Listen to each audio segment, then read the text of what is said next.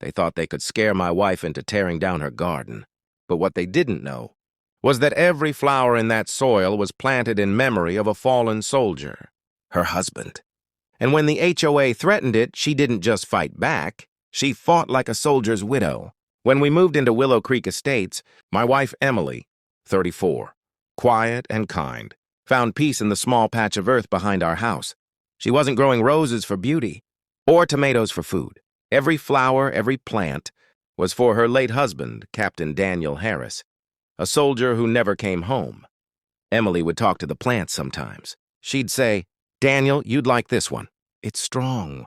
That garden wasn't decoration, it was her therapy. Conflict begins. Voice sharpens.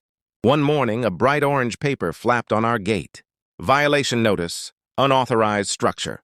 Remove the garden within 7 days. The HOA president, Karen Mitchell, mid-50s, neatly dressed and cold as steel, stood nearby with a smirk. "It's not in compliance," she said. Emily's hands trembled. "It's not a structure. It's a memorial." Karen crossed her arms.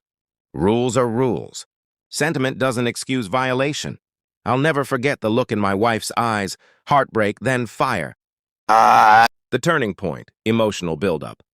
That night, Emily sat by the garden, staring at the small flag that marked Daniel's memory. She whispered, "You fought for this land." "I'll fight for ours." The next morning, she was on her laptop. Hours passed.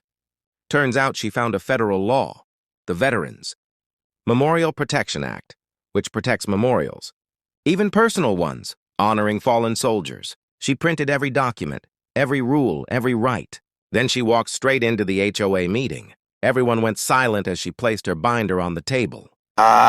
Climax, emotional and powerful tone. "Mrs. Mitchell," Emily said firmly, "this isn't a garden. It's a memorial. You're not just threatening plants. You're desecrating the memory of a soldier who died for your right to live free." Karen tried to speak, but Emily wasn't done. She pointed to a photo of Daniel in uniform. "This man didn't bend to tyranny overseas, and I won't bend to it here." The room fell quiet. Even the lawyer sitting beside the HOA president nodded slowly. A week later, a letter arrived. The violation was dismissed, and the HOA announced a new policy. All memorial gardens would be respected without exception. Resolution, emotional soft tone.